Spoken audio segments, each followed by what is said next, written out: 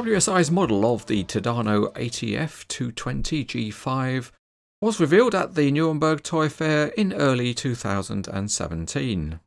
This is the production version of the model, and it's the Euro 4 version.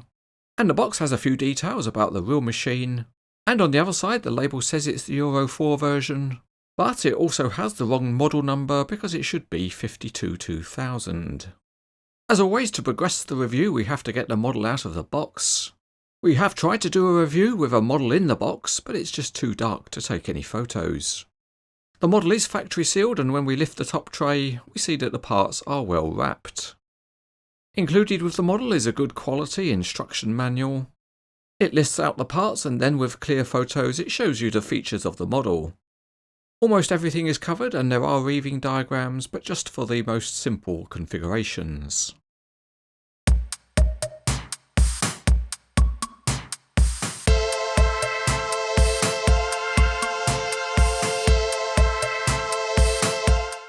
For the initial assembly we'll get the crane in road-going formation, and we'll start by running off some rope from the winch drum and reeving up the big hook. There is a loop hitched on at the front, and we can use that to tie the hook onto. That means when the crane is driving about in the display case, the hook doesn't wave all over the place. The next piece of detail to add is some safety railings, and we need to add those that are in the folded configuration. And lastly, we can add the fly jib onto the side of the boom. It rests in place and is secured with a steel pin, and the model also includes a set of tweezers if you need to use them. If you have a suitable ballast carrier, you can load up the rest of the parts of the model, and that includes some spreader plates. Then we can add on the main counterweight slabs, and then finally there are two separate cheek weights.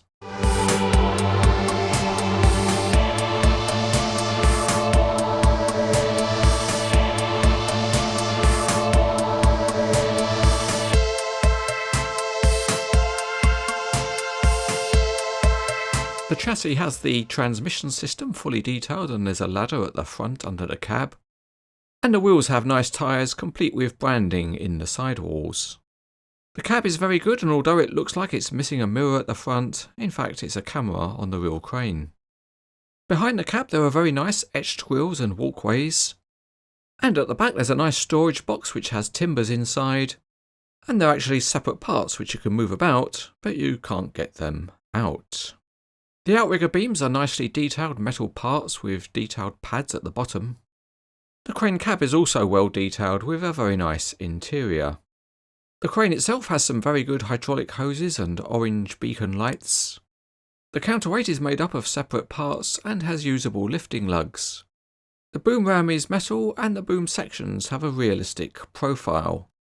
The fly jib is metal, but unfortunately the two sections are riveted together so you can't split it. But the two hook blocks are metal and detailed, and all of the sheaves used on the model are metal.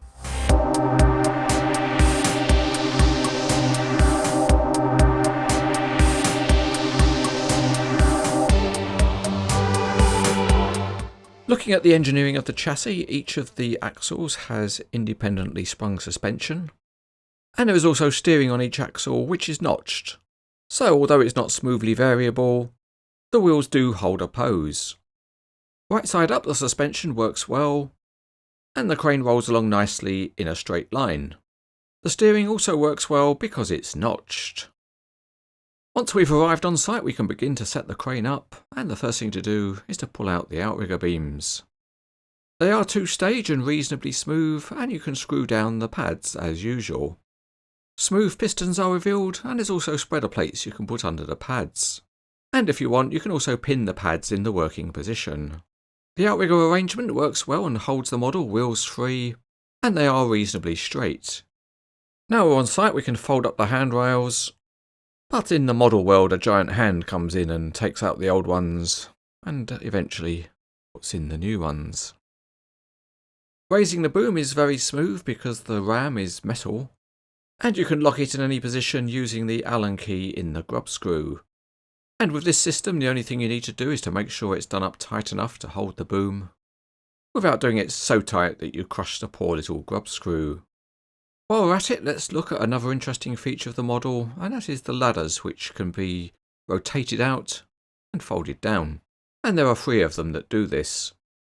The winch brake is very good because it's smooth with a nice spring, so you press it in and then you can rotate the drum.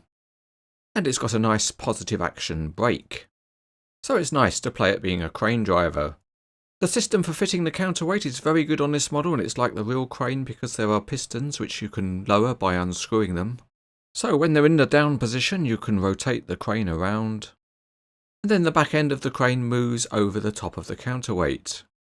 And this is what the real crane does. Then when you're in position, the model design allows you to wind up on the pistons. And because they're in the right position, they lift up the counterweight.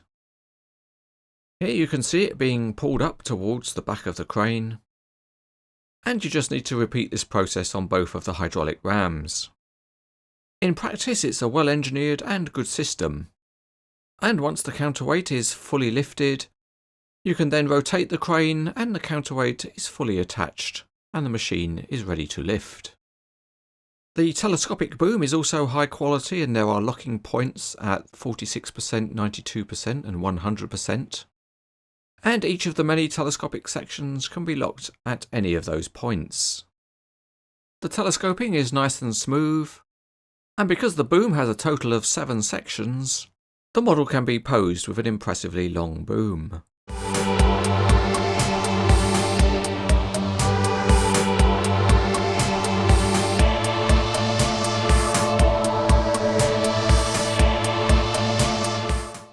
For those times when long enough is not long enough, you can add on the optional Lattice Fly Jib, and that pins into position with 2 long steel pins. On the review model they go into place very easily, and after that there's a rope guide that can be pulled into position. And you can make sure that it stays in position by inserting a very small steel pin. With the jib fully attached, we can then remove the tying off point from the top of the boom, and then we can run the rope over the top of the fly jib and attach the single line hook. The fly jib can also be tilted to an offset angle, and the ram that controls it is stiff enough to hold a pose.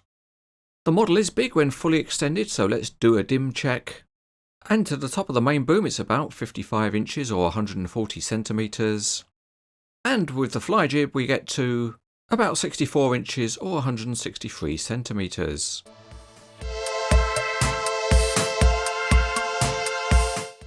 WSI Models has a reputation for producing very detailed cranes, and this Tadano lives up to the standard. It's also very well engineered with all the features working well, and it looks nice in Tadano factory colours, and it will look great in company colours. Overall, this crane model is rated as excellent.